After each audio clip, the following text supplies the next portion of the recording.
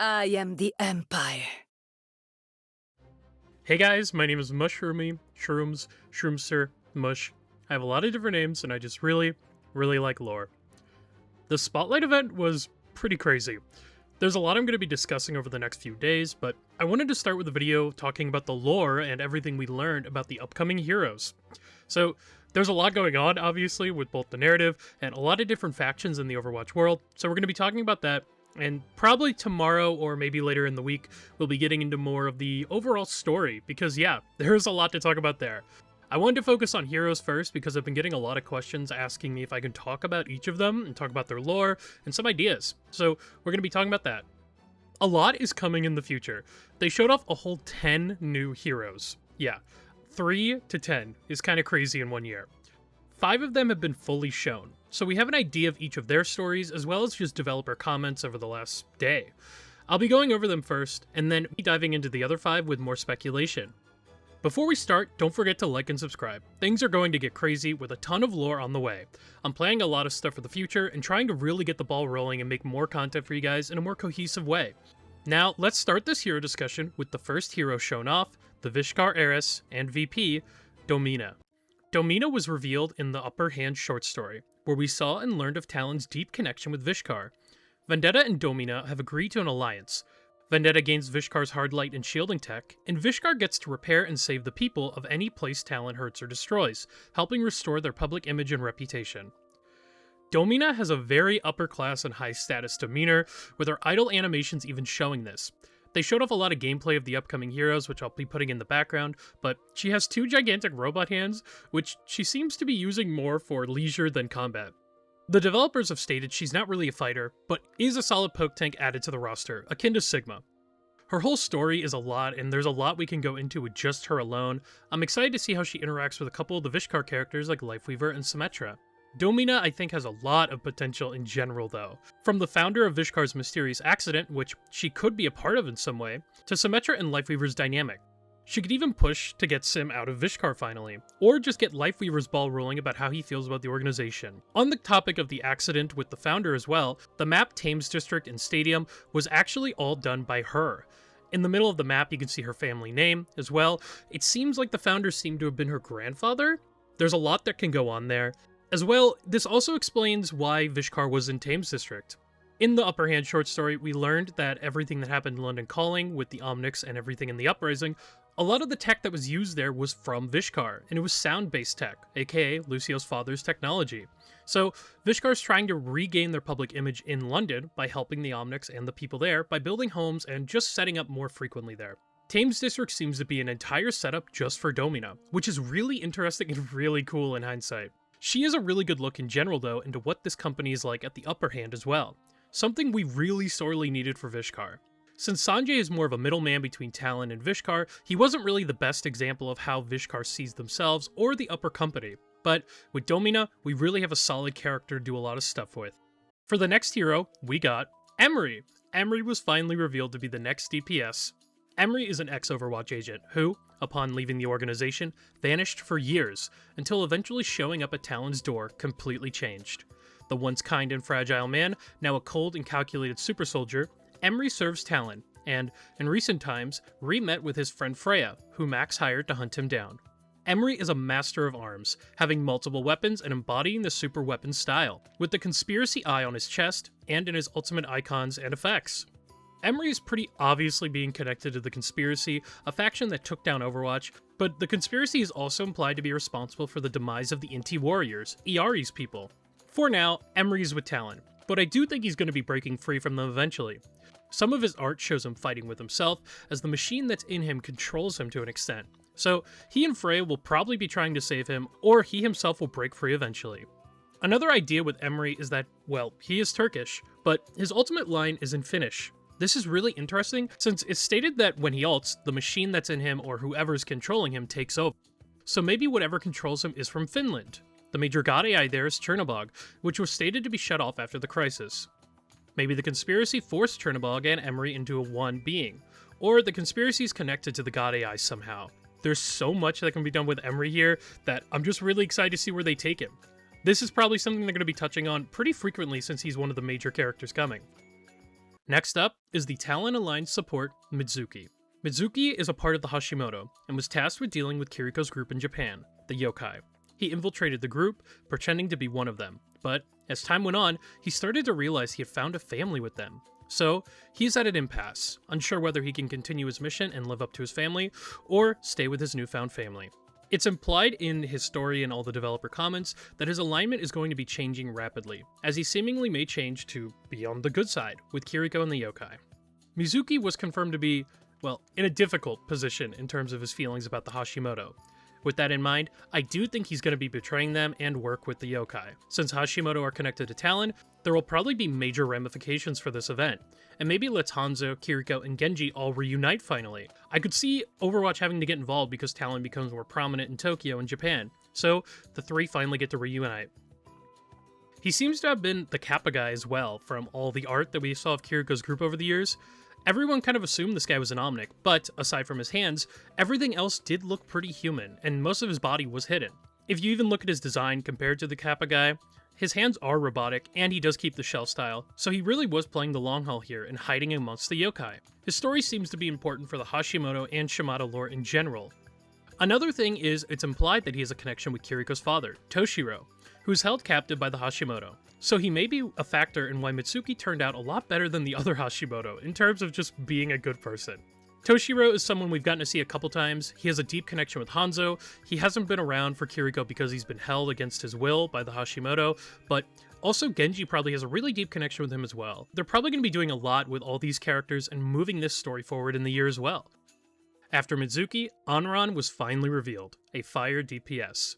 Her story is more straightforward than the rest. If you've been following Overwatch, you know where this is already going, but she's a student of the Wujing University. She went to school as a star pupil with her brother Wuyong. After helping stop a null sector attack, Winston invited her and Wuyong to join Overwatch. The two left the school quickly to join the heroes in saving the world. She is the older sibling and has a much more damage and fire-based element to her in contrast to her supportive brother.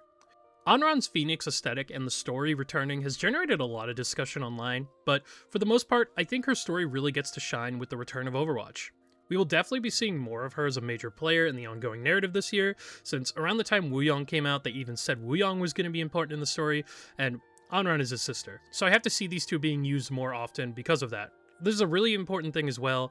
Wuyong and her are kind of highlighted as the next generation, so I'm interested to see how she reacts with the older people in Overwatch, but also just showing off that this is a new era.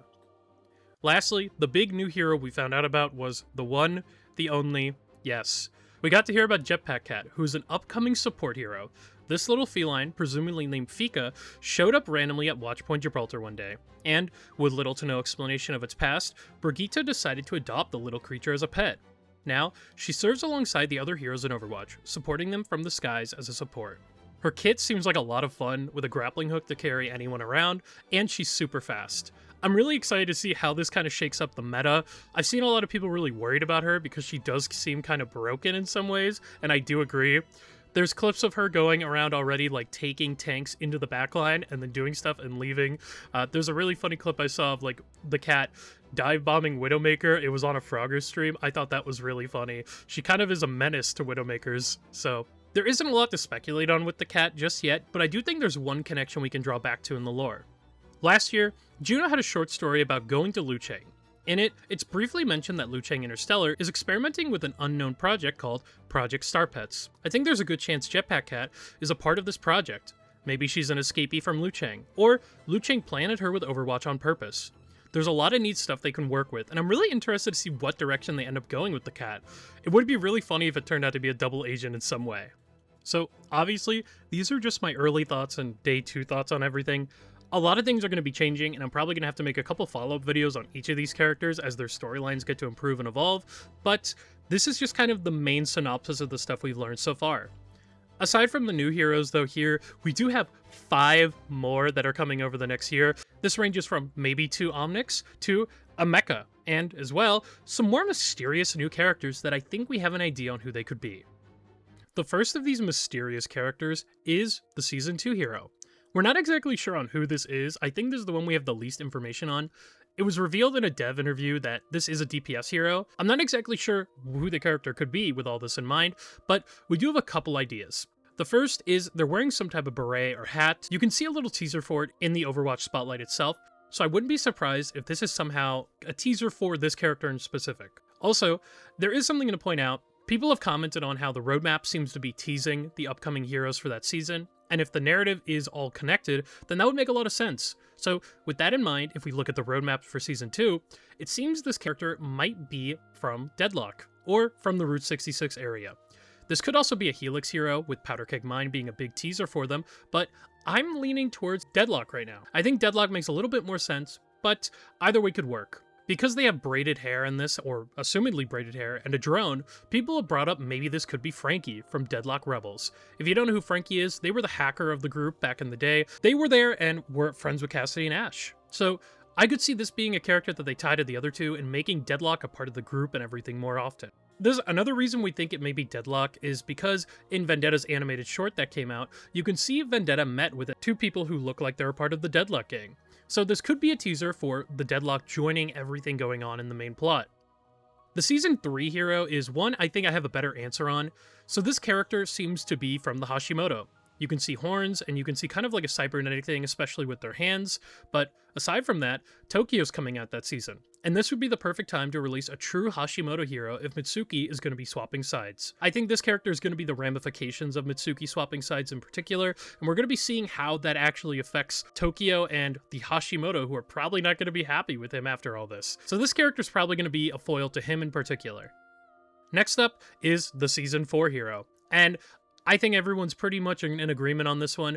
You can see in the spotlight this character as well. I think this is D.mon from the Mecha Squad. There's too many little things that have been building for D.mon over the year. If you look at everything that happened with Busan recently in that map update, we thought it was going to be a Kishin hero, but it's probably a teaser for D.mon.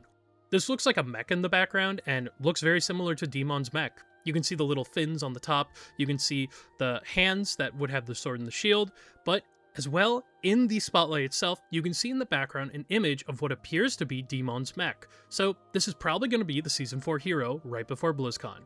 And that leaves two remaining heroes beyond this.